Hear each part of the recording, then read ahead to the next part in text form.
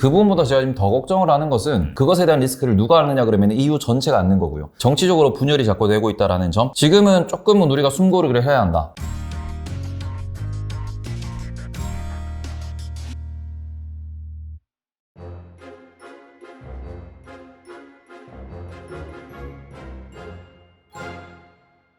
태희번님 모셨습니다. 안녕하세요. 안녕하세요.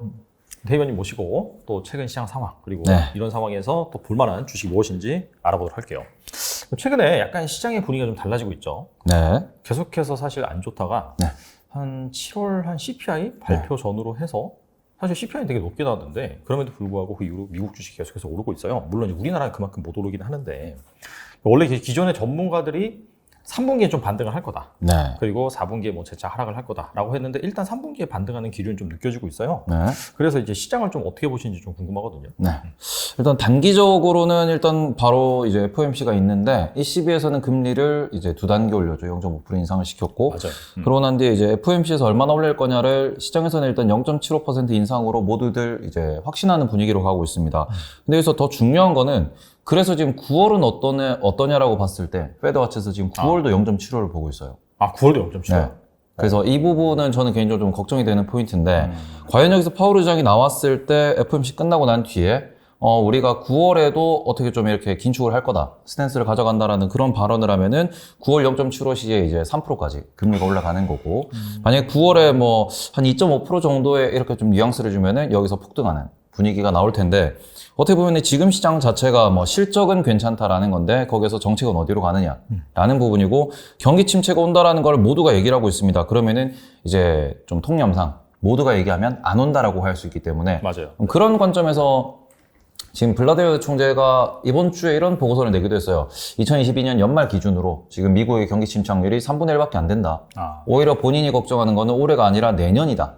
라는 얘기를 했기 때문에 그런 부분에서 FOMC에서 어떤 이야기가 나오는지가 좀 더 중요할 것 같다라고 생각을 하고 있고 한국은 그 과정에서 이제 미국 따라 올라가면 좋은데 환율이 돌아와야 이게 좀 올라갈 수 있다라는 부분에서 지금 뭐 유로존에서 이제 금리를 올리면서 일단은 환율 방어를 하는 모습을 보이고는 있는데 이게 정말로 금리를 올려서 환율이 방어가 된 것인지 아니면은 러시아랑 우크라이나에 있어가지고 여러 가지 합의가 나오면서 환율이 좀 돌아선 건지는 좀 시간을 두고 체크를 해봐야 된다. 만약에 유로가 다시 약세로 간다 그러면은 원화도 딱히 뭐 좋을 건 없고 그렇게 되면은 우리나라가 이제 떨어지진 않겠지만 여기에서 횡보하는 모습을 좀 보이지 않을까라고 보고 있습니다. 알겠습니다. 원래는 사실 이번에 0.7 올리고 그 다음 FOMC에서 0.5 올리고 그 다음에 한 0.25씩 뭐 한 번이나 두 번 정도 올려서 한 3.5%까지 그 정도 올릴 것이다라고 약간 시장에서 예상을 하고 있는데 패드 와치에서 0.75% 인상이 다음에도 이루어질 것이다. 약간 그렇게 높게 본다라고 한다면 확실히 약간 좀 증시에 충격을 줄 수도 있겠네요. 지금 그 부분이 어떻게 보면 페드와치를 우리가 100% 신뢰하기보다는 이제 중요한 부분이 그쪽은 어떻게 보면 배팅 사이트거든요. 그러니까 이제 페드에서 운영하는 것도 아니고 FOMC 위원들이 그걸 참고하는 것도 아니기 때문에 그냥 시장 지표 중에 하나니까 우리가 좀 믿고 가기에는 좀 이르지만 좋게 해서 가자 그러면은 이미 9월에 0.75를 올릴 수 있는 혹은 연말 기준금리가 3.5%까지 간다는 거를 시장이 선반영하고 있다라고 해석을 한다 그러면은 오히려 이게 이제 파월 의장이 어떤 말을 하냐에 따라 가지고 시장이 더 올라갈 수 있는 그런 트리거도 될 수 있으니까 이 부분은 너무 신경을 쓰기보다는 이제 지금은 우리가 실적을 보고 배당을 보고 이렇게 접근하는 그런 시기가 아니고 앞으로 경기 침체가 올 수도 있으니까 이런 걸 어떻게 조절해 나갈 것인가에 대한 통화정책 중심의 매매가 필요하다. 그러니까 지금 우리는 저렴하다라고 생각하는 그리고 현금이 이제 잘 도는 그런 기업들 중심으로 모아놓고는 빨리 오르면 땡큐, 천천히 오르면은 조금 시간이 걸리더라도 기다리는 그런 전략이 좀 유효하지 않을까라고 생각하고 있습니다. 알겠습니다. 그리고 이제 블러드 총재가 올해 경기 뭐 침체 확률이 한 3분의 1 정도라고 하는데 내년이 더 걱정이다. 근데 만약에 뭐 내년이라고 한다면 구체적인 어떤 시기는 모르겠지만 만약에 내년 상반기다라고 한다면 주식시장은 선반영하잖아요. 네. 그러면은 사실상 그 4분기에 좀 안 좋아질 가능성도 있다고 봐야겠네요. 근데 그 부분보다 제가 지금 더 걱정을 하는 것은 지금 뭐 이번에 0.75%를 미국이 올리는 것도 그렇고 유럽이 0.5%를 올린 것도 그렇고 여기서 많은 전문가들이 이야기하는 게 지금 유럽이 금리를 올렸을 때 그러면은 남유럽이라고 불리는 부분들이 이제 재정위기를 겪을 수 있는데 이걸 어떻게 또 우리가 넘길 것인가. 그리고는 미국이 지금 금리를 올린 상황에서 우리가 파키스탄, 스리랑카 이런 곳들이 넘어간 것은 다 알고 있고 이 부분에서 이게 어디까지 확대될 수 있을 것인가. 이런 부분에 대해서 많은 분들이 좀 우려를 하고 있다라고 보시는 게 좋을 것 같아요. 이게 미국이 기준금리를 올리면은 달러에 대한 매력이 올라가는 거고, 그러면은 해외에 투자되었던 달러가 미국으로 돌아간다라는 그런 관점에서 이제 달러가 부족한 국가들은 그 부분에서 흔들릴 수밖에 없는 것이고, 또 달러가 부족한 기업들 역시도 사업하는데 조금 위기를 겪을 수밖에 없다. 그럼 그 상황에서 이게 경제가 아주 무서운 게 시스템으로 얽혀있기 때문에 한 군데가 무너졌을 때 그 부분만 무너지지는 않습니다. 이제 거기에 투자했던 사람들이 연쇄적으로 부도나 파산을 겪게 되고, 그런 과정 속에서 이제 경기 침체가 우리가 생각지 못한 부분에서 올 수 있다라는 부분, 그런 부분들을 우리는 좀 걱정을 하고 있다. 그리고 그런 것들 때문에 지금 당장은 위기가 없지만 이게 하나 둘 이제 좀 문제가 번지다 보면은 내년에 경기 침체가 올 수도 있다라고 예상을 하지 않나라고 생각을 하고 있습니다. 어제 저도 이제 시장을 좀 봤는데 그 ECB에서 기준금리 인상 그 소식이 나오자마자, 그리고 뭐 라가드 총재가 발언을 하자마자 오히려 그 남유럽 국가들의 증시는 좀 올랐고, 네. 독일이라든지 약간 원래 그 유럽에서 좀 우량한 그런 국가들의 주가는 좀 빠지더라고요. 네네. 그래서 약간 그런 유럽 분열 시나리오 이런 관점에서 또다시 그 예전 한 2012년 그때처럼 뭐 독일이라든지 우량한 국가들이 이 남유럽 국가를 지원해야 되는 그런 부분을 좀 반영해서 좀 빠졌다라고 볼 수 있을까요? 지금 당장도 유럽에서 ECB에서, 그러니까 유럽의 중앙은행이라고 ECB가 따로 있고 각국의 어떻게 보면 중앙은행이 따로 있는 상황인데, 여기에서 ECB가 지금 이탈리아라든지 아니면 남유럽들의 채권을 사는 프로그램을 시작을 한다라는 얘기가 들려왔습니다. 근데 그러면은 그 어떻게 보면은 신용도가 낮은 채권을 이제 ECB가 매입을 했을 때 그것에 대한 리스크를 누가 안느냐 그러면 EU 전체가 안는 거고요. 그럼 EU에서 가장 많은 돈을 출자했고 가장 돈을 잘 버는 국가인 독일 같은 경우에는 그거를 위험 부담을 떠안아야 됩니다. 이러니까 이탈리아는 리스크가 조금 완화되었다라고 하면서 주가가 올랐고, 그 다음에 독일은 그 리스크를 떠안아야 된다라고 하는 것 때문에 특히 유럽 같은 경우에는 증시가 대부분 이제 금융주가 중심이다 보니까 좀 빠졌다라고 보고 있고, 근데 그런 부분이 예전에는 블랙시트라는 걸로 좀 폭발적으로 이렇게 튀어나온 부분인데, 이번에는 어떻게 될지에 대해서는 조금 체크를 해봐야 된다라고 생각을 합니다. 왜냐하면 우크라이나 러시아 전쟁이 터지면서 지금 동유럽 쪽에서도 조금 헝가리를 중심으로 조금은 EU에서 좀 잡음이 나오고 있고, EU가 어떻게 보면 경제 공동체라고 이야기를 하고 있지만 정치 공동체는 아니기 때문에 정치적으로 분열이 자꾸 되고 있다는 점, 그리고 여기에서 지금 드라기 총리도 사임을 하고 난 뒤에 총선을 한다고 하는데, 드라기 총리가 러시아에 대해서 조금 강한 어조로 많이 이야기를 했었고, 그거를 이제 이탈리아 정치권에서 못 받아들였다라는 거거든요. 그 부분에 있어서 좀 불만을 표했다라는 건데, 이런 부분들이 계속해서 분열이 되고 있다 보니까 장기적으로 보면은 지금 EU가 해체될 수 있다라는 곳에 대해서도 어떻게 보면 전문가들이 조심스럽게 이야기를 하는 단계고, 그런 과정에서 이번 위기가 또 어느 국가가 어떻게 터져나가냐에 대해서 우리가 좀 관찰할 필요는 있다라고 생각을 하고 있습니다. 말씀을 들어보니까 사실 지금 뭐 시장은 오르고 있지만 그럼에도 불구하고 그런 불확실한 측면, 리스크적인 측면이 여전히 좀 내관으로 작용을 하고 있기 때문에 사실 좀 반등을 하면은 어느 정도 좀 현금을 확보하는 전략이 유효할 수 있겠네요. 저는 지금 여전히도 지금도 이제 어떻게 보면 스윙 치고 있는 친구들은 조금 장이 좋을 때는 뭐 7%, 10%, 15% 이렇게 볼 수 있겠지만 지금은 3%, 5%에서 좀 끊어서 이제 좀 익절하라는 그런 좀 전략을 취하고 있는데, 왜 그러냐 그러면 오늘 같은 경우에도 당장 나온 뉴스가 이제 러시아가 우크라이나랑 곡물 수출에 대해서 협의를 했다, 이런 얘기가 또 나오고 있고, 그 다음에 러시아에서 이제 유럽으로 가스관 노드스트림 1이 정상적으로 이제 뭐 가동을 할 준비를 하고 있다, 가스가 이제 공급되기 시작했다, 이런 뉴스가 나오니까 단기로는 호재라고 볼 수 있어요. 근데 과연 노드스트림 1이 100% 가스를 제공을 하는지, 그리고는 여전히 지금 전쟁이 지속되고 있다고 하는데 우크라이나 입장에서는 전쟁을 계속 하겠다라는 입장을 보이고는 있거든요. 근데 우크라이나가 전쟁을 하기 위한 재원 자체는 유럽의 지원, 미국의 지원인데, 유럽의 지원이 언제까지 지속될 수 있을지, 이런 것도 어떻게 보면은 뭐 재정의 문제, 이런 부분들이 조금씩 부각되고 있기 때문에, 과연 이번 겨울까지 또 전쟁이 만약에 지속된다라고 했을 때 그러면 내년도에 대한 농산물, 이런 문제들은 또 어떻게 될 것인가, 이런 부분들이 여전히 불확실하다고 볼 수 있습니다. 뭐 짧게는 이제 좀 가까이에는 중국에서 부동산 문제도 슬슬 좀 대두되고 있는 상황이고, 그러니까 우리가 지금 올라간다라는 거는 충분히 반길 만한 상황이지만, 이게 다시 코스피 기준으로 이게 2,800, 3,000, 3,300으로 올라갈 수 있냐라고 하면은 그 부분은 조금 제한적이다. 그리고 지금 우리가 오더컷 이슈도 지금 당장은 뭐 TSMC가 가이던스가 너무 좋게 발표가 되고, 그 다음 주에 있을 빅테크의 실적을 기다리고 거기서 어떤 얘기가 나오느냐에 따라서 달라지겠지만, 일단 팩트는 이번 1, 2분기 같은 경우에는 중국의 스마트폰 판매량이 엄청 저조했거든요.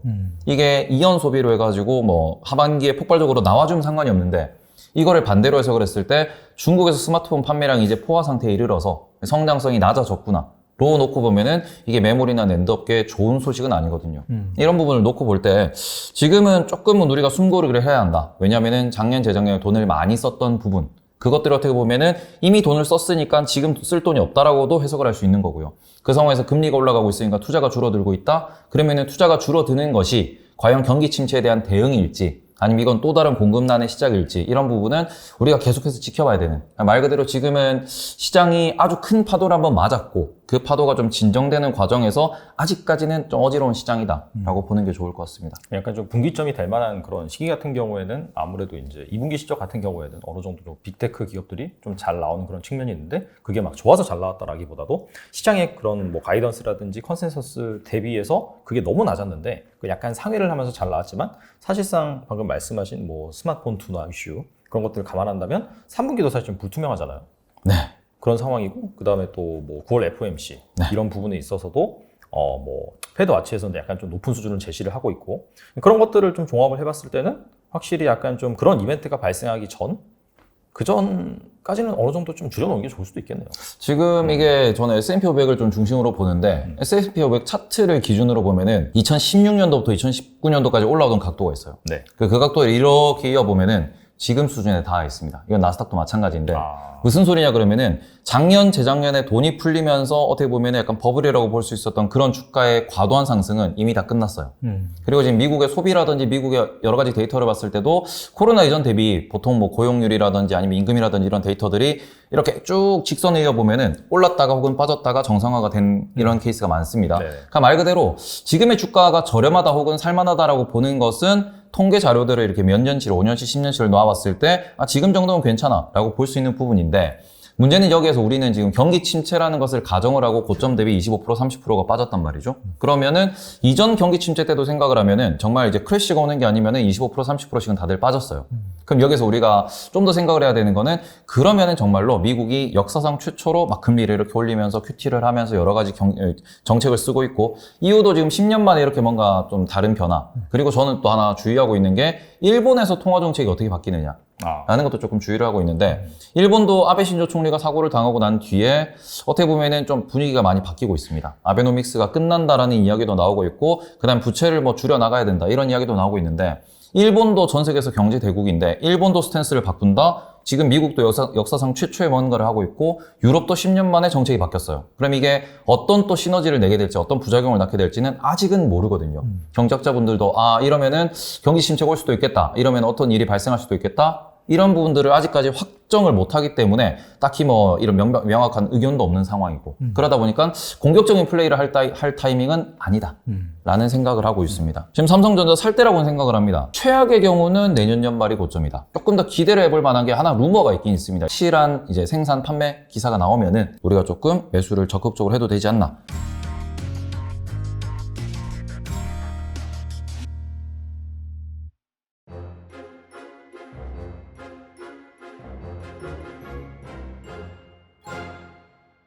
이제부터는 약간 좀 개별 뭐 네. 기업이라든지 섹터 관점에서 좀 알아볼게요. 네.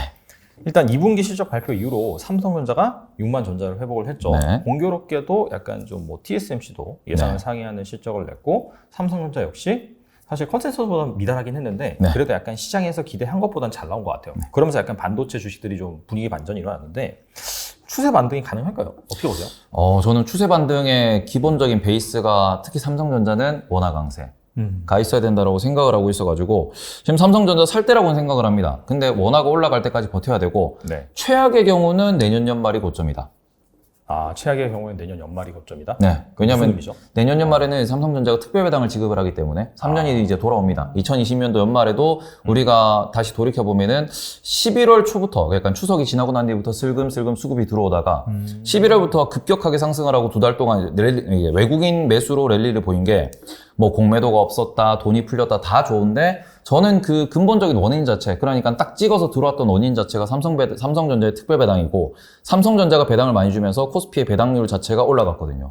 그 부분이 저는 적지 않다라고 생각을 하고 있기 때문에 그럼 그런 관점에서 지금도 마찬가지로 삼성전자를 내년 연말까지 놓고 보면 충분히 우리가 배당만으로도 충분한 수익을 얻을 수 있는, 은행 이자보다 많은 수익을 얻을 수 있는 그런 라인이니까 매수해도 된다라고 생각을 하고 있고, 그리고는 내년 연말 되면은 아무래도 외국인 수급이 좋을 수도 있고 원화 환율도 그때 되면 돌아오겠죠. 왜냐하면 미국이 내년 뭐 2분기 혹은 3분기에 금리를 낮춘다고 하면은, 그러면은 그때가 되면은 적어도 달러 강세가 풀릴 거기 때문에 그러면은 정말 좀 편안하게 생각을 하면은 내년 연말까지 모아가다가 적당히 수익이 나면은 뭐 판다라고도 볼 수 있고, 지금 물을 탔다가 이제 익절 라인에 오면은 어느 정도 비중을 줄인다라고 전략을 취할 수 있는데, 추세적인 반등이라는 거는 말 그대로 지금 DRAM이라고 하는 친구들 가격이 올라야 되고요. 낸드라는 친구들이 가격이 올라야 되는데 아마 3분기나 4분기에 고정거래 가격 한번 인하될 가능성이 있습니다. 그러면 이때 또 충격이 올 수도 있는 부분이고, 이런 이벤트가 발생할 수 있다라고 하면은 지금 스팟 가격도 못 오르고 있거든요. 메모리 가격들이.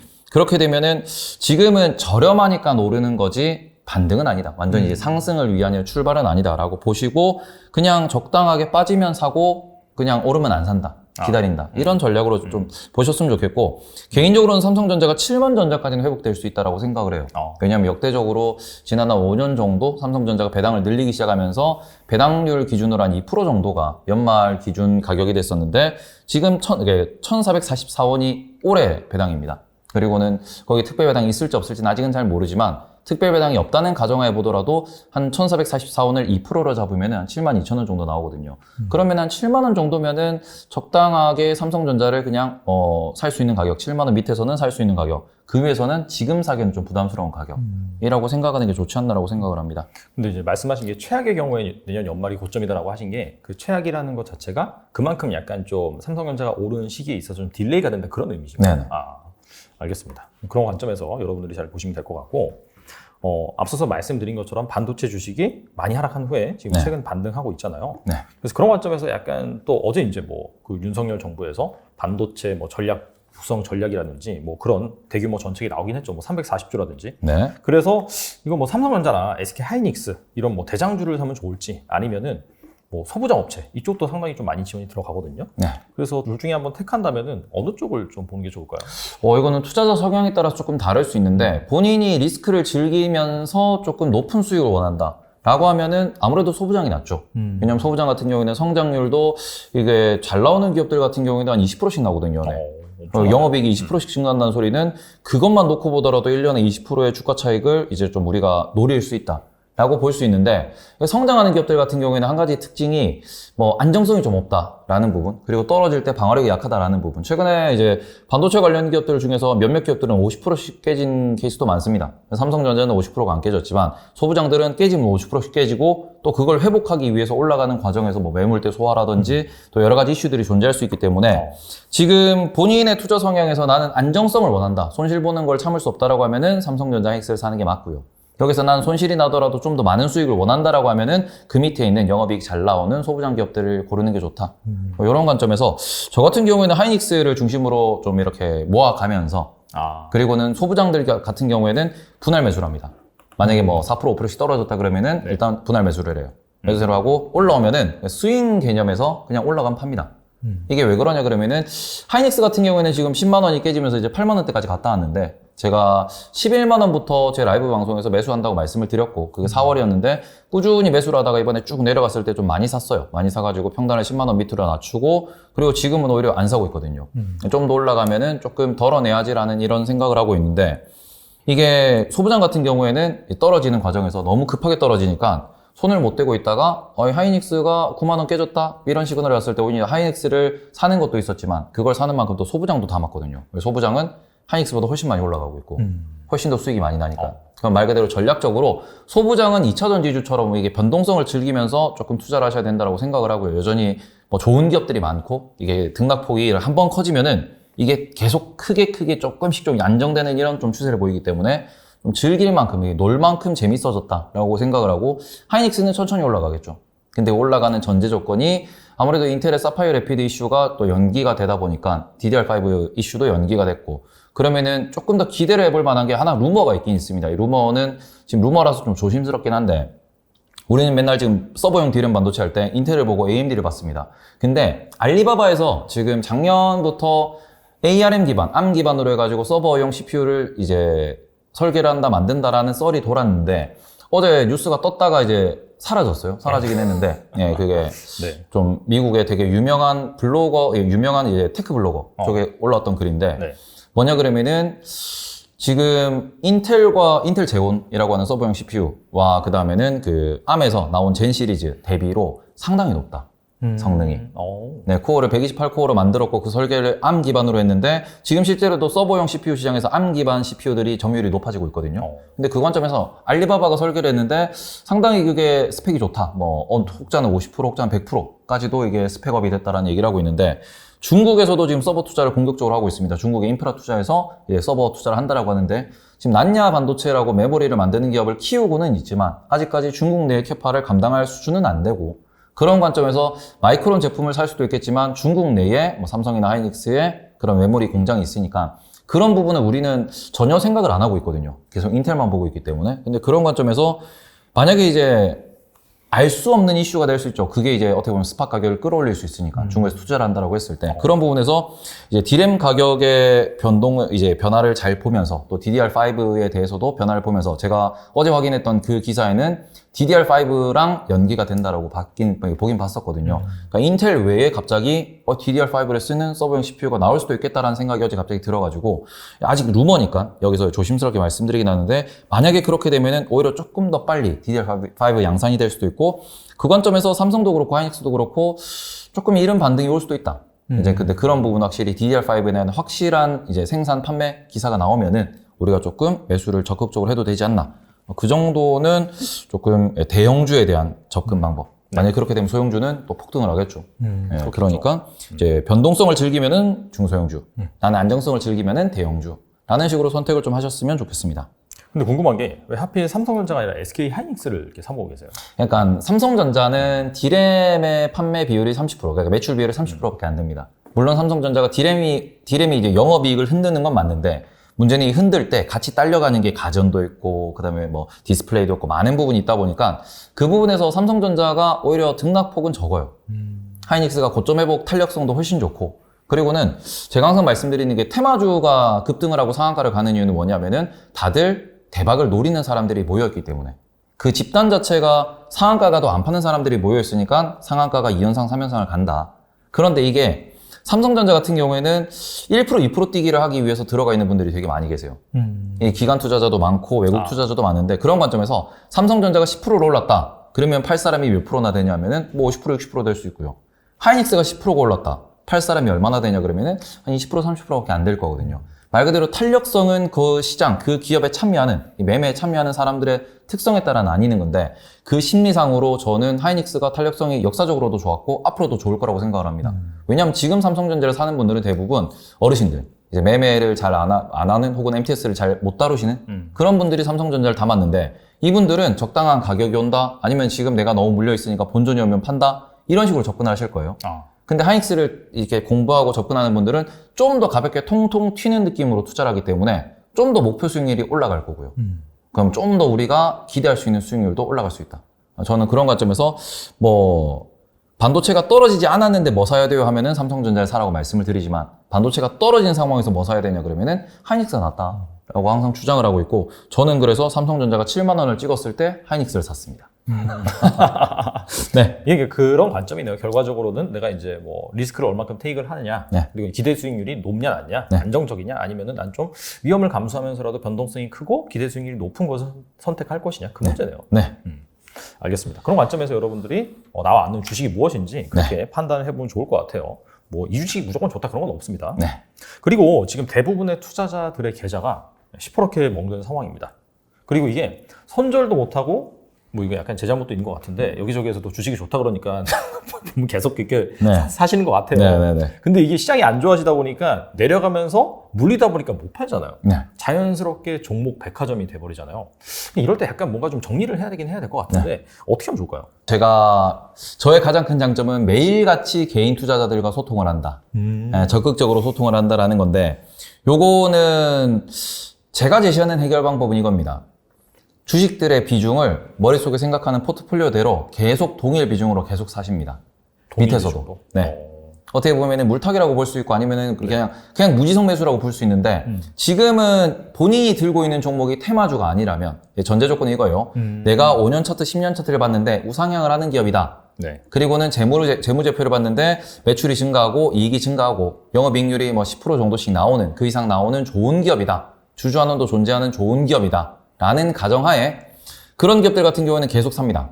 망하지 않고 우상향 가능성이 있는 기업들은 뭐 지금 뭐 반도체 소부장도 50%씩 박살나 있고 대형주들 막 뭐 20% 30% 박살나 있는데 그 상황에서 계속 매수를 하면서 평단을 계속 낮춥니다. 왜? 누가 먼저 올라갈지 모르기 때문에. 개인들이 제일 잘 못하는 게 주도주 찾기라고 말씀을 드리는데 지금 같은 경우에는 코로나가 재확산난다 바이오 주식들이 막 빵빵 뛰고 있죠. 근데 이게 지금 그래서 바이오를 사야 돼라고 보면은 차트들이 다 엄청나게 올라 있고 어제 같은 경우에는 일동제약이 점하를 갔습니다. 그 코로나 그렇죠. 네, 치료제. 코로나 뭐 치료제를 만든다라고 했는데 점하 가기 직전에 얼마가 올랐느냐? 100% 올랐어요. 100%가 가고 점하로 딱 찍어서 내려갔는데 그런 것들을 개인이 대응할 수 있냐? 못해요. 그러면은 어느 주식이 어떤 이슈로 혹은 어느 섹터가 어떤 이슈로 누가 먼저 오를지 모르기 때문에 나는 뭐 조선도 들고 있고 철강도 들고 있고 반도체도 들고 있고 자동차도 들고 있어. 그러면 머릿속에서 생각하는 내 포트에서 혹은 내가 앞으로 생각하는 성장성에서 반도체는 30%, 뭐 자동차는 20%, 뭐 철강은 10%, 조선 20% 이렇게 들고 있다 그러면은 그 비율에 맞춰서 꾸준하게 매일 혹은 매주 사는 겁니다. 사서 먼저 올라가는 애들을 비중을 많이 줄여요. 네, 다 팔지 마시고 비중 뭐 이렇게 내가 원하는 선 혹은 플러스가 났을 때 절반을 팝니다. 그리고는 더 올라가면 땡큐인데 아니면은 그냥 그 추세에서 그냥 왔다 갔다 할 거예요. 그러면은 이제 본인들이 뭐 PER을 보든 배당을 보든 앞으로 성장성을 보든 목표 주가를 보셔도 되긴 한데 그건 좀 쓸모가 없긴 한데. 네. 어쨌든 본인이 이제 본인만의 생각하는 툴을 만드셔가지고 적정 주가를 만들어 놓습니다. 이 정도까지 오면은 혹은 내가 내년에 이 정도까지는 갈 것 같아. 이런 주가를 만들어 놓으시고는 이제 비중을 계속 하나씩 줄여 나가셔야 돼요. 그 현금을 확보하고 난 뒤에는 올라온 친구는 더 사지 마시고 밑에 있는 친구를 또 계속 삽니다. 그리고는 올라올 거예요. 그러면은 또 비중을 줄이시고. 왜냐면 지금은 과도하게 매도가 돼서 할인된 상태는 맞습니다. 특히 우량주들 같은 경우에는. 그러면은 얘네들이 정상화되는 과정에서 누가 먼저 쏠지는 아무도 몰라요. 누가 보고서를 써서 올라갈 수도 있고 미국의 어떤 기업이 잘 가서 올라갈 수도 있는 거고 순서는 모르기 때문에 그 순서를 다 맞추면 좋겠지만 못 맞추니까 우리가 꿈꾸는 거는 오르기 직전에 딱 사서 올라가서 딱 익절하고 또 그 돈 가지고 오르기 직전에 딱 들어가서 올라가서 익절하는 게 우리의 목표긴 한데 불가능합니다. 그렇기 때문에 계속 꾸준히 매수를 하시면서 평단을 낮추셔야 돼요. 분명히 고점에서 물려있고 지금 다들 뭐 30%, 40%씩 마이너스 나 있을 텐데 거기까지는 못 갑니다. 밑에서 계속 사시면서 평단을 낮춰놓으시고 반등할 때 하나씩 저는 이걸 방탈출 게임이라고 표현을 하거든요. 하나씩 탈출하셔야 돼요. 그래서 이제 처음에 하나, 그 다음 둘, 그 다음부터는 시드가 좀 커지기 때문에 현금이 좀 커지기 때문에 탈출할 때 탈출 속도도 빨라지고 비율도 많아질 거예요. 하나씩 탈출하면서 내가 지금 작년, 이제 지난 1년, 2년 동안 매매해서 무엇을 잘못했는지를 다시 한번 복귀를 해보시면서 방향을 좀 잡으셨으면 좋겠습니다. 알겠습니다. 뭐 그렇게 하면 될 것 같아요. 일단 테마주는 일단 다 손절을 한다. 그거는 그렇죠. 손절을 해야지 그래야지 현금이 좀 확보가 되잖아요. 네. 그런 상황에서 뭐 내려갈 때마다든지 더 사서 그 다음에 이제 중간중간에 뭐 하락장이라고 한다면 데드캣 바운스가 나오니까 그때 이제 반등이 나왔을 때 이제 팔고 그런 식으로 좀 현금을 확보를 하면서 좀 장기적으로 간다. 그렇게 이해하면 될까요? 네. 알겠습니다. 그리고 한 가지 더. 아직도 빠지고 있는 종목은 건들지 마세요. 왜냐 그러면 아무리 우량한 종목이라 그러더라도 제가 지금 보유하는 종목들은 은행 섹터를 제외하고는 지난 한 2달, 3달 동안 기고 있어요. 무슨 소리냐? 그 전에 이미 다 빠지고 반등을 노리기 위해서 혹은 바닥을 다지기 위해서 이런 모습을 보이고 있습니다. 근데 최근에 빠진 거는 반도체 소부장, 반도체 그리고는 은행 같은 경우에는 뭔가 규제 이슈 때문에 좀 떨어지긴 했는데 나머지 이제 뭐 지난 작년 11월부터 꾸준히 계속 이렇게 떨어지는 친구들 있습니다. 뼈적 솟았다 떨어지고 계속 떨어지는 친구들 제가 차트를 모든 기업을 다 본 건 아니지만 아직도 밀리는 종목은 더 밀려요. 더 밀릴 가능성이 매우 높습니다. 그런 종목들 같은 경우에는 조금 냉정하게 뭐 여러 유튜브를 찾아보시는 것도 좋고 아니면 여러 사람한테 이렇게 의견을 들으면서 정말로 이 기업이 성장 가능성이 있는지에 대해서 다시 한번 생각을 해보셔야 된다라고 말씀을 드리고 싶습니다. 이게 확실히 지난 우리가 이제 2300 갔다가 코스피 지수가 한 2주째 기고 있는데 그동안도 횡보를 못했다. 계속 떨어지고 있다. 분명히 이유가 있는 기업이에요. 그 부분은 조금 체크를 많이 해보셨으면 좋겠습니다. 떨어지는 이유가 있으니까 네. 그 부분을 좀 너무 이렇게 간과하지 마시고 여러분들이 판단하시면 좋을 것 같고. 앞으로 시장이 커지고 얘들이 증설이 완료되고 숫자가 찍히기 시작하면은 양극재처럼 힘있게 올라갈 수 있는 친구들이 누가 될까? 내년도에 좋아질 거기 때문에 여전히 분할 매수 전략으로 계속 사모으시는 게 좋다라고 말씀은 드리고 있어요.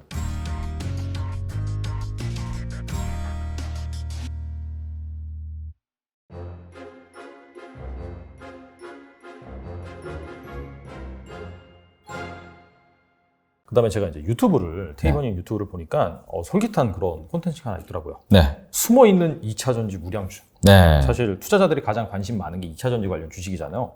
이건 무엇일까요? 아, 이걸 숨겨놨는데 네. 어제 오픈이 됐어요. 숨겨놓고 어제 오픈이 됐는데 네. 어제 떡락이 왔습니다. 아, 그래요? 네. 오. 제가 이제 지금은 2차전지에서 양극재만 올라가는 시장이다. 아. 그래서 그 다음으로 올라갈 어떻게 보면은 친구들이 누가 있을까, 재료가 누가 있을까, 소재가 누가 있을까 했을 때 제가 연초부터 동박이 내년에 좋을 것 같습니다. 아, 동박. 네. 왜냐면은 이게 2018년, 2019년도에 네. 양극재가 좋을 거다 그래서 LNF 기준으로 한번 슈팅이 나왔었어요. 그때 그렇죠, 2배인가 맞아요. 좀 3배 정도 갔다가 그걸 그대로 토해내고 난 뒤에 이제 우리가 코로나 이후로 10배를 간 그런 종목들이란 말이죠. 네. 그러다 보니까 지금 그러면 조금 애매한 친구들인데 이게 앞으로 시장이 커지고 얘들이 증설이 완료되고 숫자가 찍히기 시작하면은 양극재처럼 힘있게 올라갈 수 있는 친구들이 누가 될까? 라고 해서 지금 모아갈 만한 친구가 누가 있을까 했을 때 동박을 좀 생각을 했거든요. 증설 일정도 그렇고 네. 특히 우리나라의 3사가 SKC, 일지머티리얼즈, 그다음 맞아요. 솔루스 첨단 소재가 워낙 그 좀 전 세계에서 증설 속도나 아니면 생산 양산 속도를 잘 보여주고 있으니까 상용화도 많이 성공했고 계약도 빵빵 터지고 있어가지고 앞으로 뭐 노스볼트가 성공을 한다 아니면은 뭐 이렇게 유럽이나 미국의 공장들이 만들어지면은 본격적으로 궤도에 오를 수 있다라고 생각을 해서 말씀을 드렸는데 어제 딱 오픈이 됐을 때 솔루스 첨단 소재가 한 8% 정도 빠졌어요. 실적 때문에 그런 거예요? 네, 실적 쇼크가 첫째, 구리로 동박을 만드는데 전기료가 필요한데 솔루스가 헝가리에 공장이 있어요. 유럽 전기료가 2배가 올랐습니다. 그러면서 쇼크가 났고 이 쇼크는 이어질 수 있다라는 얘기가 나왔고 또 한 가지 구리 가격이 많이 올랐다가 구리 가격이 떨어지다 보니까 네. 원자재를 다루는 기업으로서 재고자산 평가 가치가 확 떨어지면서 그 부분도 이제 구리 가격이 지금 거의 한 이제 영국 LME 기준으로 10,000에서 11,000달러까지 갔다가 네. 단위 부피당 지금 7,300 정도에서 멈췄거든요. 그러니까 고점 대비로는 30% 정도 빠진 거예요. 그러니까 그 부분도 동박을 만들어 놨는데 판매가가 전이가 안 된다. 이러면서 손실이 또 올해 커질 수 있다. 이런 얘기가 나오면서 8% 정도 내려 꽂았어요. 이게 그 전부터도 계속 하락 추세였는데 또 그것 때문에 한번 쫙 밀리면서 오늘 아침에 잠깐 보니까 반등을 주고는 있는데 여전히 저는 내년도에 좋아질 거기 때문에 여전히 분할 매수 전략으로 계속 사모으시는 게 좋다라고 말씀은 드리고 있어요. 근데 많은 분들이 제가 좀 여쭤봤더니 이미 사서 대응이 안 된다. 라는 말씀을 하시는데 그 관점에서 저는 2차전지 우량주 같은 경우에는 양극재처럼 이렇게 10배 탄력은 좀 받기 어렵겠지만 그래도 지금 가격에서 내후년 되면은 확실히 우상향 탄력을 좀 받을 수 있는 그런 섹터라고 생각을 해서 그 관점에서 동박 쪽은 공부를 좀 많이 해보시고 SKC 같은 경우는 지금 PER이 20대밖에 안 나오거든요. 2차전지 주인데 왜 20밖에 안 나오느냐라고 했을 때 SKC는 반도체 소재, 그 다음에 화학 필름, 케미컬 쪽, 그리고는 동박을 파는데 동박이 20%밖에 안 돼요. 판매 비중에서. 네. 그런 부분이 조금 저평가가 되어 있는데 이제 그런 것들이 정말로 확대가 되는 과정에서 지금 SKC 같은 경우에는 내부에서 어떤 부서를 매각을 하고 이걸로 동박에도 투자하겠다 이런 계획도 지금 발표하고 있는 중이니까 그런 부분들에 대해서 공부를 해보시면은 기회를 찾을 수 있지 않을까. 그래서 저는 동박 섹터가 여전히 우량하다라고 생각을 하고 있고 그쪽에 대해서 공부를 해보시면 어떨까. 얘네들은 여전히 좀 탄력적으로 올라갈 수 있고 적어도 양극재는 솔직히 2024년 5년 거를 선반영 땡겨와서 지금 좀 트레이드가 이루어지고 있고 나머지 섹터들도 비슷하긴 하지만 아직까지 업사이드가 좀 남아있는 그런 친구들이 동박이지 않나라고 보고 있습니다. 네. 사실 그 구리 가격이 떨어져서 그 재고자산 평가 손실? 그거는 사실 그 일회성이잖아요. 네. 나중에 이제 뭐 스테이블하게 유지되거나 아니면 네. 오르면은 오히려 이제 다른 그런 네, 또 플러스가 달라질 날 수 수 있는 있죠. 부분이어서 사실 뭐 그 부분은 시간이 지나면 해결이 될 부분이고 뭐 유럽의 전기료 오르는 그 이슈는 약간 뭐 러시아 그쪽 이슈가 좀 해결이 돼야 되겠네요. 그것도 그렇고 저는 오히려 이제 그것 때문에 친환경, 이제 아리백이라고 부를 수 있는데 태양광이라든지 이런 것들을 공장에다가 직접 투자하는 그 설비 증설을 더 이어나가서 좀 더 이제 장기적으로 놓고 보면은 그런 대응을 하지 않을까라고 생각을 하고 있어가지고 결국에는 이게 숫자가 찍힐 때 영업이익률이 얼마나 몇 프로가 보장이 되느냐가 중요한 부분인데 이런 부분들이 이제 가격에 반영되고 증설이 이루어지고 규모의 경제가 이루어지면은 아무래도 영업이익률이 10%만 나와줘도 앞으로 업사이드가 충분히 좀 남아있다라고 생각을 하니까 그런 부분에서 관련된 보고서나 이런 걸 많이 읽어보셨으면 좋겠습니다. 알겠습니다. 확실히 약간 뭐 탑라인이라고 하죠. 뭐 매출액이라든지 판매량이 늘어나는 상황에서 뭔가 이런 이벤트 때문에 일시적으로 영업이익률이 훼손돼서 지금 특히나 이제 인플레이션 이슈 때문에 상당히 이익률이 민감하잖아요. 네. 그래서 약간 더 민감하게 반응한 것 같은데 그런 부분들이 뭐 평생 갈 수는 없는 부분이고 네. 언젠가 해결되기 때문에 그런 관점에서 또 성장성이 있다라고 한다면 관심 종목으로 좀 보시면 좋을 것 같습니다. 그리고 게임주. 네. 여기가 하반기에 좀 호재가 많다라고 해요. 신작 뭐 출시 관련해서. 근데 밸류에이션 관점에서 보면은 정말 PR 이런 거는 원래 이제 게임주가 봤을 때 높게 거래됐을 때는 30배, 네. 낮게는 한 20배 정도거든요. 네. 근데 거의 10몇 배밖에 안 돼요. 네네. 그래서 주가는 역대 최저점. 근데 하반기엔 호재는 많다. 자, 그런 얘기가 나오고 있는데 어떻게 보시나요? 이 부분? 아, 게임주 정말 좋죠. 정말 좋은데 저는 물을 흐리는 친구가 몇이 있다고 생각을 합니다. 네. 누굴까요? 게임사 회사는 제가 딱히 명칭은 회사 이름은 특정을 못 짓고 그렇죠. 네. 게임을 출시했는데 최근에 이제 모바일 게임을 출시를 했고 네. 작년도에 코인도 출시한 기업이 있어요. 아. 네, 글로벌로 흑철을 이렇게 캐는 기업이 있는데 그 기업이 작년도에 10배 올랐죠. 맞아요. 그러니까 출발 직전에서 딱 10배 찍고 떨어졌거든요. 근데 문제는 그 친구들이 10배 올라가는 과정에서 ETF가 나왔습니다. 네. 메타버스 ETF가 많이 나오고 그러면서 ETF가 동시에 4종이 출시가 되면서 이제 엄청나게 많은 돈이 유입이 되고 ETF가 2배가 올라가는 동안 기업이 10배씩 올라갔습니다. 그리고 ETF 내 비중을 많이 차지했어요. 근데 지금 그 ETF들의 수급이 계속 빠지고 있어요.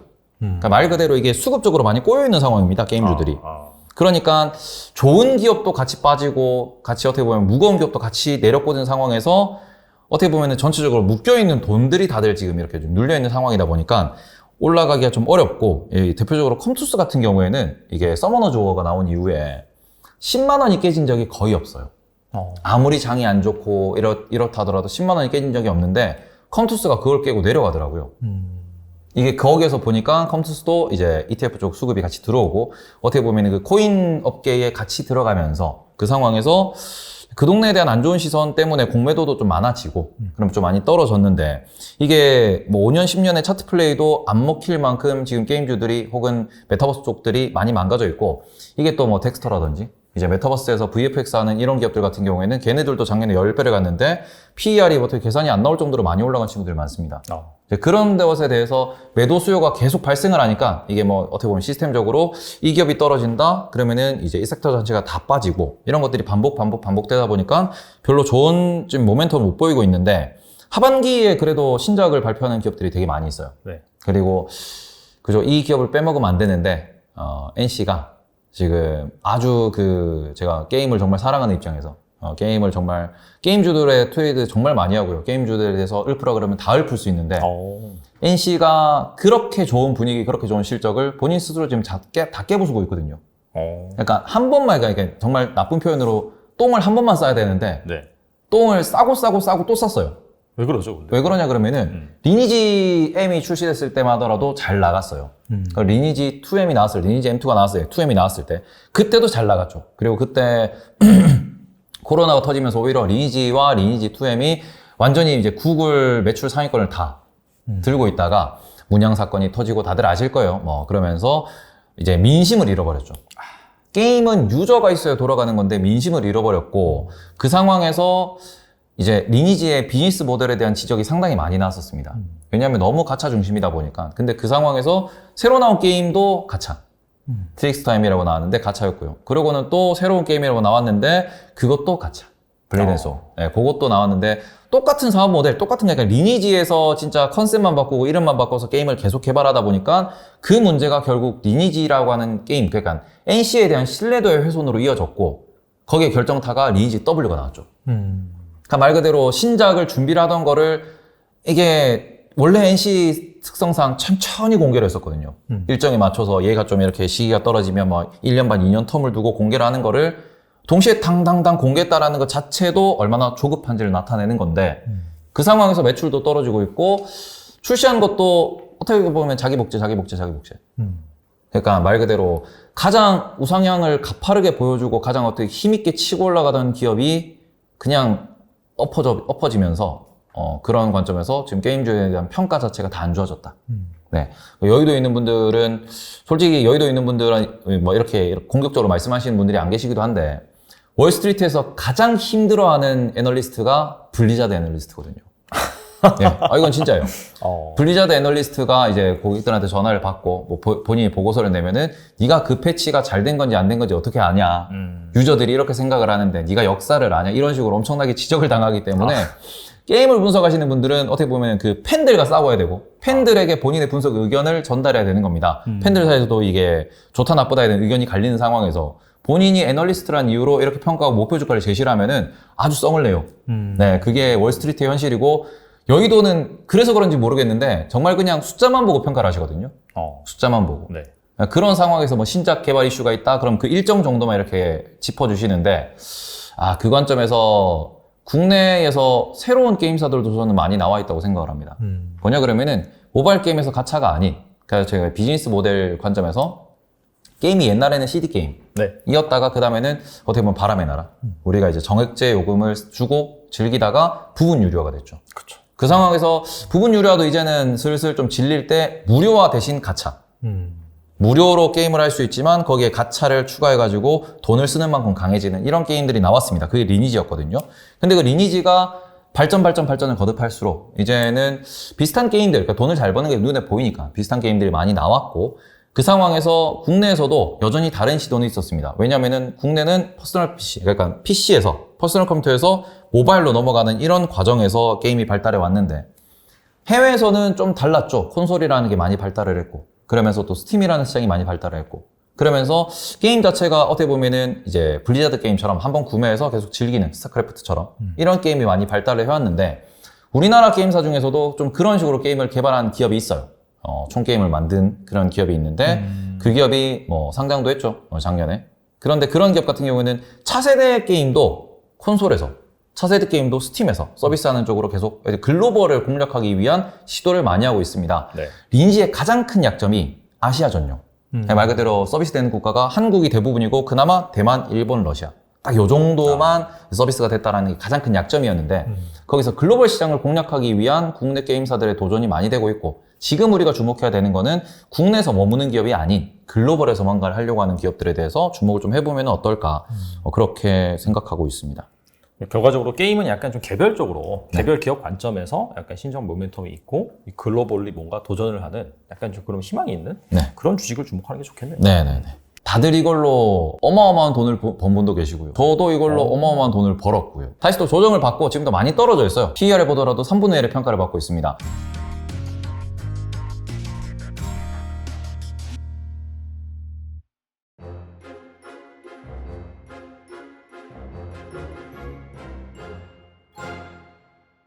그리고 자동차 전장부터 자율주행까지 M&A로 몸집을 불리고 있는 한국 기업이 있다. 그러면서 이제 이것도 뭐 10배 정도 가능할 수도 있다. 이렇게 말씀하신 것 같은데 이 기업 되게 뭔지 궁금하거든요.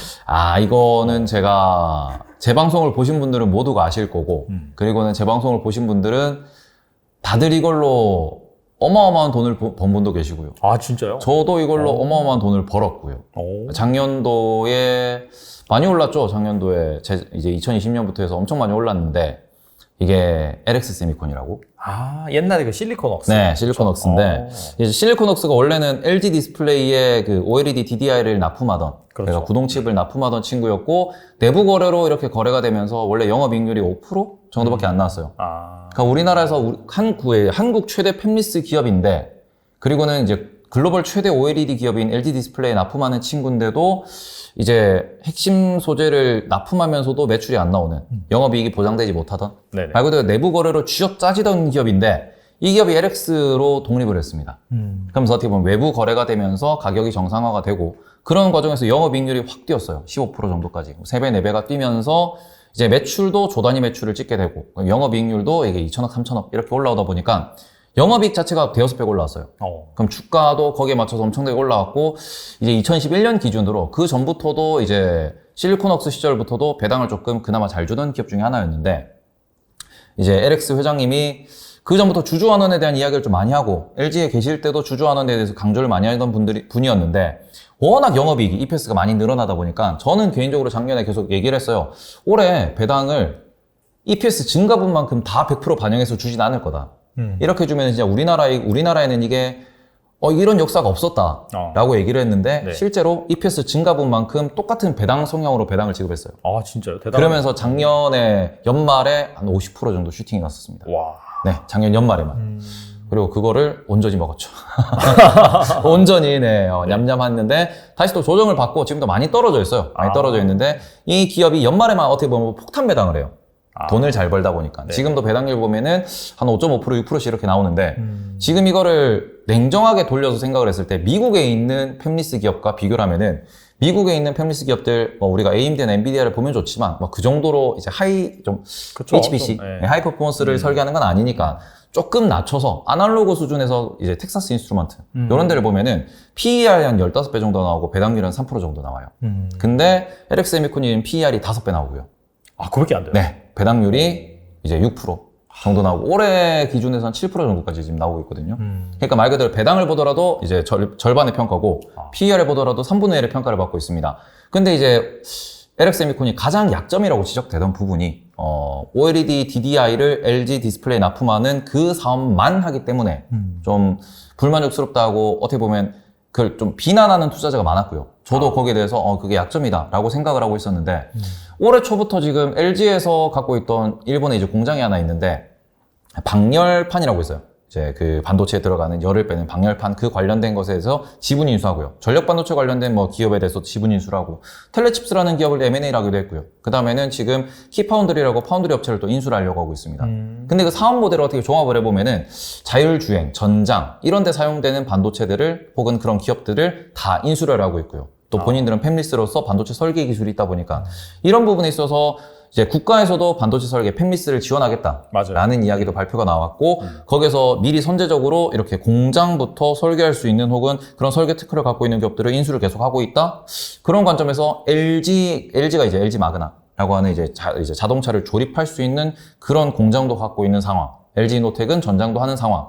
그러면 이런 것과 시너지를 여전히 낼 수 있기 때문에 그런 관점에서 저는 LG가 전장에 몰빵 때리고 있는 것도 맞고 거기서 LX 세미콘을 거의 어떻게 보면 핵심 이제 그룹 내의 핵심 사업부로 가져가고 있는 것도 맞기 때문에 그런 관점에서 꾸준히 공부를 해보는 게 좋지 않을까. 특히 제가 이제 가장 좋아하는 배당 성향에 있어가지고 본인이 돈을 버는 만큼 배당 성향을 주는 곳이 국내는 삼성그룹이랑 그나마 통신주, 그 다음에는 은행주 이런 데밖에 없거든요. 근데 이게 LX그룹이 전체적으로 배당을 진짜 거의 폭탄이라고 부를 만큼 배당을 잘하고 있어요. 그런 부분에서 주주환원 측면에서도 ESG 측면에서도 괜찮지 않나. 그래서 그런 부분에서 공부를 좀 해보는 게 좋을 것 같다라고 항상 말씀을 드리고 있습니다. 근데 만약에 이제 M&A를 공격적으로 행보를 지속을 하고 거기에 대한 돈을 많이 쓰고 하면은 약간 좀 배당은 좀 성향 내려갈 수도 있겠네요. 네, 그러더라도 이제 성장성을 보고 나면은 좀 더 괜찮지 않나라고 생각을 해가지고 저는 이제 거의 한 2달에 한 번씩 유튜브에 관련 영상들을 올리고 있는데 영상 올릴 때마다 계속 이슈가 또 새로 나오고 있고 문제는 이슈가 새로 나오면서 주가가 계속 밀리고 있으니까 이게 공매도 잔고도 상당히 높고요. 코스닥 상위주다 보니까 그러고는 이제 코스피 수급도 없어요. ETF 수급이 좀 부족하죠. 코스닥에 있어서. 그렇죠. 그리고는 공매도가 많은 데다가 개인 신용 물량도 많습니다. 이게 그래서 네. 소문이 났는가? 신용을 쓰시는 분들이 상당히 많더라고요. 그래서 무겁습니다. 지금 주가가 좀 무겁긴 한데 이 기업은 꼭 관심 종목에 넣고 공부해 보셨으면 좋겠어요. 국내에서는 이렇게 엄청나게 성장을 할 거다 이렇게 보기보다는 어떻게 보면은 경영을 잘하고 그 다음에는 주주환원도 잘하는 기업이기 때문에 이런 기업의 어떻게 보면 성장 스토리를 우리가 좀 기억을 해놓으면은 다른 기업도 찾을 수 있지 않을까라고 생각을 하고 있어서 이 부분은 항상 제가 강조를 하고 있습니다. 그리고 우리가 이제 시스템 반도체 이쪽을 계속해서 이제 지원을 할 거고 국가 차원에서 그런 측면에서 사실 그 팹리스 유일한 그런 사업 부문을 가지고 사실 계속해서 이제 성장을 하는 기업이 LX 세미콘이 대표적이잖아요. 그래서 그런 대장주 관점에서 늘 지켜볼 필요는 있을 것 같아요. 근데 지금까지 팹리스라고 했을 때 국내 섹터가 없었어요. 그러니까요. 왜냐면 LX 세미콘은 LG에 숨어져 있던 곳이고 삼성에서도 반도체 설계하면은 삼성전자 밑에 숨어 있는 곳이니까 맞아요. 대장인 기업들이 그쪽에 대해서 딱히 이렇게 트레이드 할 수 있는 부분이 없었고 그러고는 나머지 기업들은 돈을 못 벌어요. 그러니까 우리가 수많은 그 팹리스 기업들이 국내에도 존재하지만 돈을 버는 기업이 없고 규모를 이루는 기업이 없어서 어떻게 보면은 진짜 LX세미콘을 말고는 투자할 만한 기업이 없거든요. 많은 기업들을 공부를 해보고 해도 뭐 영업이익률이 2% 3%. 그러니까 팹리스가 2% 3%라고 하면은 말이 안 되죠. 소프트웨어 산업인데. 그러다 보니까 그 전까지 주목을 못 받다가 이제 영업이익률 10% 넘어가고 성장하는 돈 잘 버는 기업이 나왔기 때문에 팹리스를 공부하겠다 혹은 반도체 설계 쪽을 공부하겠다라는 그런 관점에서도 한번 꼭 이 동네를 찾아보셨으면 좋겠습니다. 알겠습니다. 그리고 최근에 이 바이오 주식들이 약간 좀 꿈틀꿈틀 움직이고 있거든요.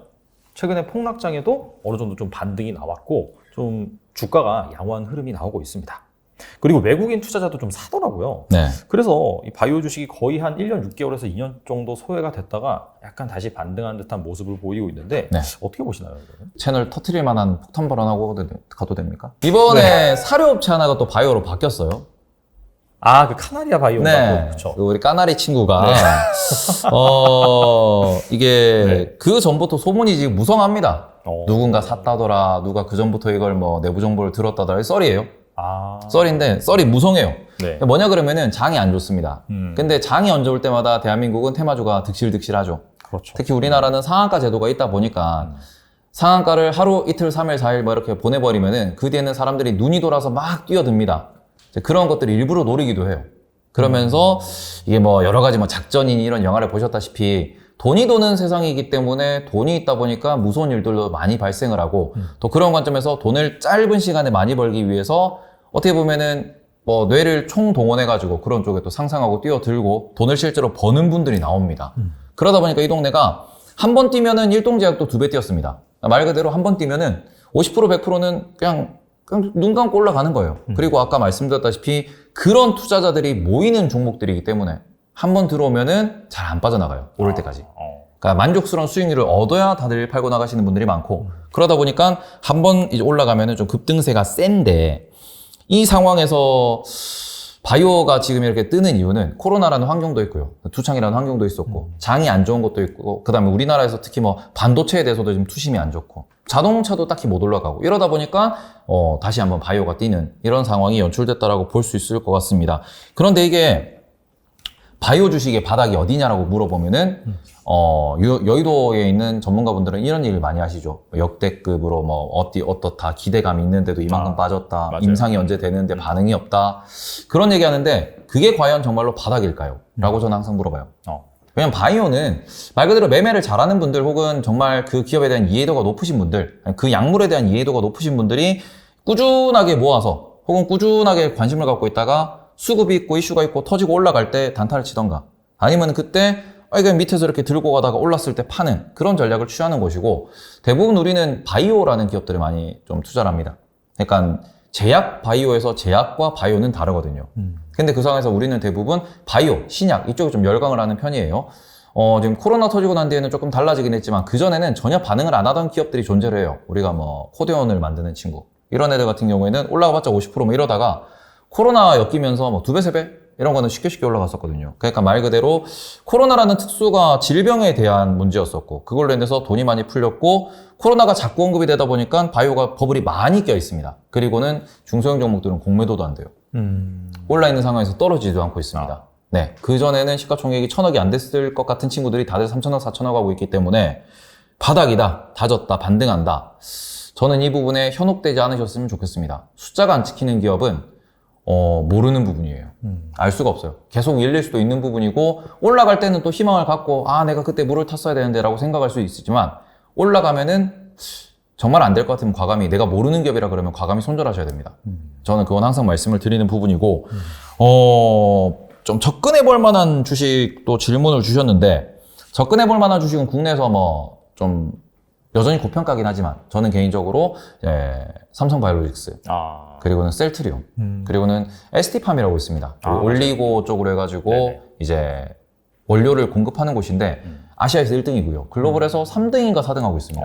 말 그대로 그런 식으로 이제 성장 가능성이 있고 숫자가 찍히고 글로벌에서 영향력이 있는 친구들은 투자를 하셔도 된다라고 생각을 하고 그리고는 뭐 툴젠이라는 기업에 대해서 최근에 좀 관심을 갖고 있는데 유전자 가위. 네. 그 부분이 툴젠도 유전자 가위 쪽으로 이렇게 뭐 매출을 내고 이런 기업이 있긴 한데 경쟁 기업 혹은 비슷한 섹터에서 이제 크리스퍼 쪽이 있습니다. 미국에서. 근데 그쪽이 아마 제가 알기로 소송설이 좀 있는 걸로 알고 있어요. 근데 그 부분은 공부를 좀 많이 해보시고 관심을 가지셨으면 좋겠습니다. 툴젠이 됐든 크리스퍼가 됐든 소송에서 이기고 그렇게 되면서 어떻게 보면 로열티 이런 계약이 조금 좀 완성이 되면은 네네. 둘 중에 하나는 빵 뜰 수 있기 때문에 그거는 실체가 있는 어떻게 보면 그런 좀 계약이기 때문에 이게 소송전이기 때문에 그런 부분에 있어서 한 번씩 좀 공부를 해보시면 좋을 것 같다라고 말씀을 드리고 싶고요. 한 가지 기업을 검색했을 때 관련 뉴스에 코로나 뉴스가 있으면은 걸으시면 됩니다.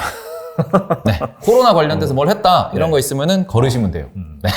좋은 팁이네요. 네. 삼성바이오로직스는 거의 뭐 그냥 우리나라 주식이 아닌 것 같아요. 왜냐하면 네. 최근 하락장에 그냥 계속해서 그냥 80만 원에서 계속해서 왔다 갔다 하더라고요. 네. 그리고 셀트리온 같은 경우에는 엄청 빠지다가 최근에 약간 좀 기관이나 외국인 쪽에서 많이 사긴 사더라고요. 네. 개인들이 다 손절하고 나가니까. 셀트리온은 추가적으로 말씀을 드리면은 제가 예전에 위에서 농담 삼아 그랬어요. 15만 원은 안 깨겠지. 왜냐 그러면은 이게 2017년 이때 급등이 오고 난 뒤에 정말 공매도에 많이 시달렸던 게 셀트리온입니다. 그리고 셀트리온 주가를 보시면은 그 공매도가 많은 상황에서 2019년도에 15만 원을 지켰어요. 1년 동안. 제가 그래서 그 차트를 보면서 이게 뭐 이렇게 40만 원 찍고 30만 원 내려오고 이럴 때 이제 차트 열어놓고 저희끼리 이제 얘기하다가 이게 그래도 19년도에도 그 15만 원 공매도를 그걸 버텨냈는데 이번에도 설마 15만 원까지 빠질까요? 빠지면 15만 원에서 이게 버티지 않겠습니까? 했는데 진짜로 15만 원에서 버티고 지금 올라가고 있거든요. 근데 이게 바이오가 차트 매매를 많이 하세요, 다들. 그러면은 한 가지 팁 중에 하나가 바이오도 차트를 5년, 10년 차트를 열어보세요. 10년은 좀 과하니까 5년? 적어도 3년 차트는 열어보셔야 돼요.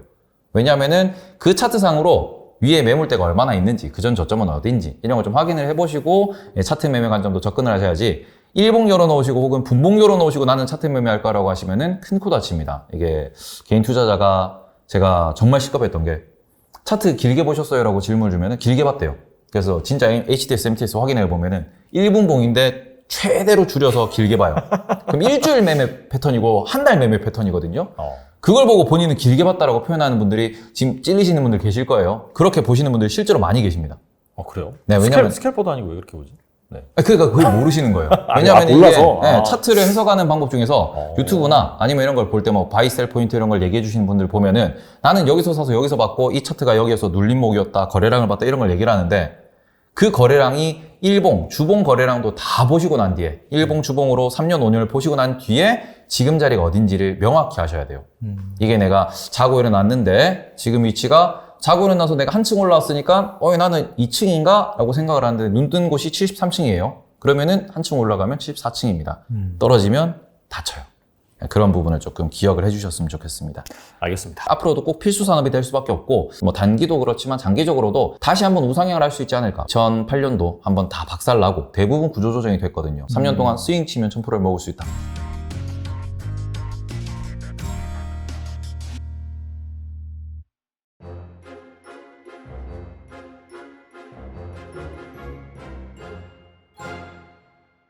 그리고 또 앞으로 3년간 또 엄청나게 좋은 주식이 있다라고 네. 들었어요. 그러면서 네. 여기 보니까 뭐 기대감은 1000%다 네. 이런 말도 써져 있더라고요.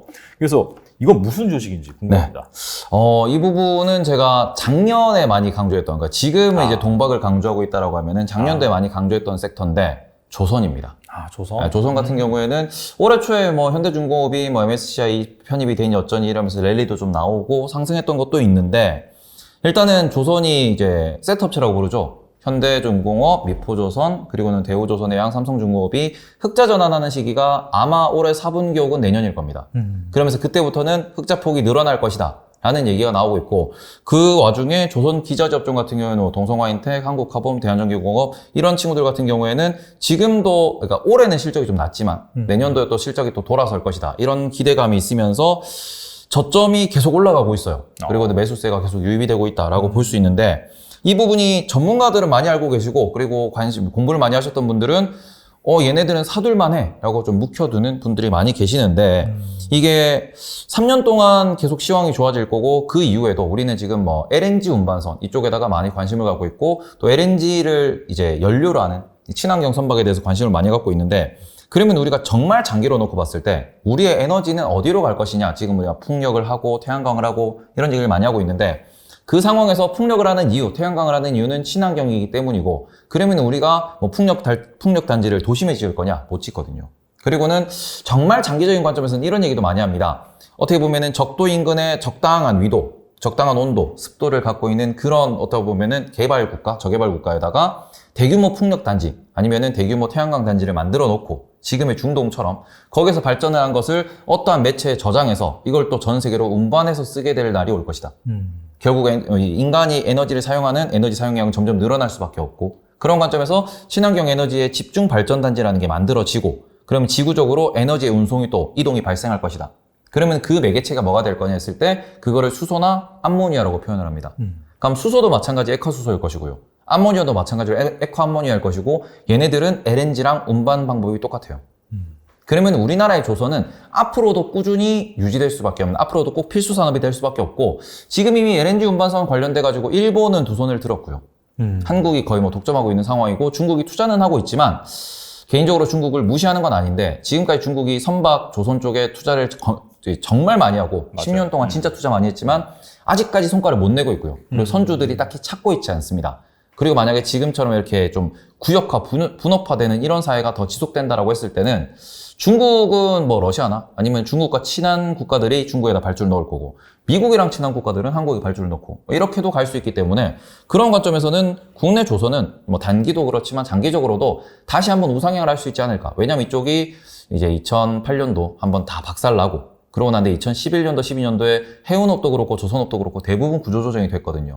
그 구조조정이 된 이후에 살아남은 기업들은 앞으로도 꾸준히 이제 어떻게 보면은 가격 경쟁력을 갖고 좀 성장할 수 있다고 생각을 하기 때문에 뭐 3년에 뭐 1000%는 제가 어떻게 보면 약간 좀 과장해서 말씀을 드린 부분이고 3년 동안 스윙 치면 1000%를 먹을 수 있다. 뭐 이런 거긴 한데. 네. 변동성이 많이 크니까 또 조선. 네네. 아유, 저도 지금 올해만 하더라도 조선 쪽으로 스윙 쳐가지고 종목 수익률은 40% 50%씩 나옵니다. 네. 그 왜냐면 스윙이 딱 정해져 있는 구간들이 많기 때문에. 근데 어쨌든 이것을 꾸준히 좀 관심 있게 보시면 정말 우량하고 그러니까 어떻게 보면 테마성이 없는 친구들이 되게 많아요. 거래량도 좀 적은데 한 번에 탄력 있게 올라가는 친구들이 많기 때문에 그런 종목들을 많이 좀 알아두시면은 도움이 되고 돈을 많이 벌 수 있다. 라는 부분은 기억을 해주셨으면 좋겠습니다. 그렇다면 이게 사실 조선주가 한 2005년부터 한 2007년까지 엄청나게 오른 다음에 네. 그 다음부터 계속 안 좋았잖아요. 네. 그러다가 한 2015년인가요? 16년? 그때 잠깐 반짝 좀 좋았다가 네. 다시 지금 좀 하락하는 그런 추세인데 그때까지는 아니어도 원래 사실 그 전까지는 계속해서 조선주가 그냥 시클리컬, 네. 그렇죠. 뭐 PBR 그냥 1배 미만에서 계속해서 거래되는 네, 네. 그런 약간 좀 소외된 주식이었다라고 한다면 앞으로는 약간 체질 개선이 일어나면서 네. 장기적으로도 뭔가 좋을 만한 그런 주식이다. 그렇게 이해하면 되겠네요. 국내에 이제 삼성중공업도 그렇고 대우조선해양도 그렇고 대우조선해양은 아직은 좀 이슈가 남아있지만 삼성중공업이 가장 어떻게 보면은 잘못했던 부분이 해양 플랜트를 잘못 접근했다. 라는 부분이 존재하고 현대중공업 같은 경우에도 그런 부분에서 이제 우리나라에 있는 대우, 삼성, 현대가 저가 수주로 경쟁을 하다가 3사가 동시에 조금 재무가 많이 악화되고 이러면서 좀 많이 힘이 들었던 부분이 있는데 그런 부분에 있어서 이미 한번 좀 경험을 했고 뒤었기 때문에 저는 오히려 그런 경험들이 쌓여서 앞으로는 가격 전가를 좀 이렇게 좀 합리적으로 하고 그러면서 이게 뭐 유럽에서 이번에 뭐 대우랑 현대랑 합병할 때도 너네끼리 뭐 이렇게 단가 경쟁할 때 단가를 좀 담합할 수 있지 않냐 이런 좀 우려를 표하긴 했는데 현대에서도 그 부분을 딱 반박을 했거든요. 이게 우리가 어떻게 보면은 가격을 결정할 권한이 있는 게 아니고 선주가 가격을 결정할 권한이 있는 부분이다. 그리고는 이런 부분에 있어가지고 이제 과거에는 선주한테 끌려갔다 그러면은 이제는 그런 부분에 있어서 조금 우리나라가 어떻게 보면 우리나라 조선사들이 좀 주도적으로 끌고 갈 수 있지 않을까. 이게 저가 수주라는 것을 우리는 한번 뒤어봤고 중국이 저가 수주로 지금 치고는 들어오고 있는데 그쪽이 아직까지는 검증되지 않았다라는 점에서 지금은 가격 우위가 있지 않나라고 생각을 하고 있습니다. 어떻게 보면 이제 15년 만에 약간 좀 사이클이 온 것 같은데 네. 한번 잘 지켜보시면 좋을 것 같습니다. 그리고 지금 한 5천만 원 정도 있다. 네. 물론 없으신 분들이 많을 것 같긴 한데 이렇게 해서 뭔가 지금 주식이 좀 많이 내려온 것 같네? 본격적으로 좀 주식을 시작해볼까? 어떻게 네. 보냐? 행운아라고 볼 수 있겠죠? 네. 그런 분들이 포트폴리오를 현재 어떻게 꾸리면 좋을까요? 포트폴리오요? 저는 일단 그 관점에서 일단 국내 주식이 아니어도 되죠. 상관없죠. 네. 한 1000만에서 1500만 원 정도는 미국에 있는 빅테크나 아니면 S&P 500을 사는 게 맞다고 생각을 해요. 지금 달러가 비싸긴 한데 가장 중요한 거는 여전히 불확실한 상황에서 가장 먼저 상승할 친구들이 미국의 빅테크입니다. 왜냐면 그 친구들은 지금 금리가 올라간다. 그런데 부채가 낮아요. 네. 금리가 올라간다. 현금 흐름이 좋아요.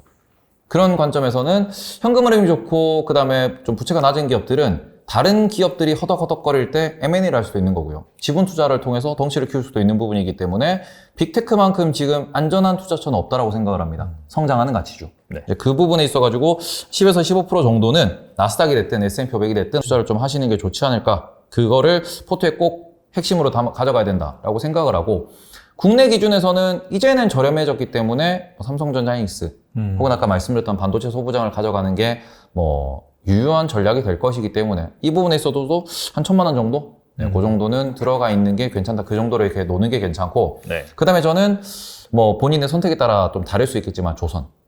네. 국내 조선은 이제 치환이 불가능한 산업이거든요. 그쵸. 네, 국내에서 들고 있는 산업 중에서 해외에서 치환이 불가능한 산업이라고 딱 꽂으면은 반도체고요. 그 다음에 2차 전지. 그리고는 지금 조선 정도가 치환이 불가능하다라고 볼 수 있습니다. 우리가 자동차도 좋다라고 이야기를 많이 하는데, 자동차는 글로벌로 워낙 많은 브랜드가 있으니까 그렇죠. 치환이 불가능한 섹터는 아니고, 그런 관점에서 조선도 우리가 공부를 좀 하셔가지고 반도체보다는 좀 적더라도 그 동네는 여전히 유효하게 좀 이제는 들어가셔가지고 한 1년 정도 보면은 좋은 결과가 나올 수 있는 곳이다 라고 좀 말씀을 드리고 싶고, 그 다음에는 2차전지 여전히 2차전지 본인 성향에 따라 가지고 꾸준히 매수 매도를 하셔야 되는데, 분할 매수 분할 매도 이런 것들을 유동성을 즐길 줄 아는 분들은 계속 접근을 하셨으면 좋겠다 라고 좀 말씀을 드리도록 하겠습니다. 알겠습니다. 오늘 나와주셔서 좋은 말씀 많이 주셨는데, 끝으로 투자자들을 위해서 한 말씀만 부탁드립니다. 제가 한 2달 전부터, 루나 사태가 터졌을 때가 5월 중순이니까 한 2달 전부터 최악은 끝났다, 최악은 지났다 라는 말씀을 계속 드렸어요. 그러면서 이제 6월 FOMC 때 0.75를 맞으면서 다시 한번 최악이 한번 오긴 했는데, 그때도 계속 정말 이 정도면 최악이 지났습니다. 지나가고 있기 때문에 잠깐만 버티면 된다라고 말씀을 드렸는데, 그 말씀을 드린 지 2달 만에 이제 좀 터널의 끝이 보인다라고 볼 수 있을 것 같아요. 근데 여전히 터널의 끝이, 이 터널이 1km가 남았는지 2km가 남았는지는 잘 모르겠어요. 왜냐하면은 불확실한 게 너무 많습니다.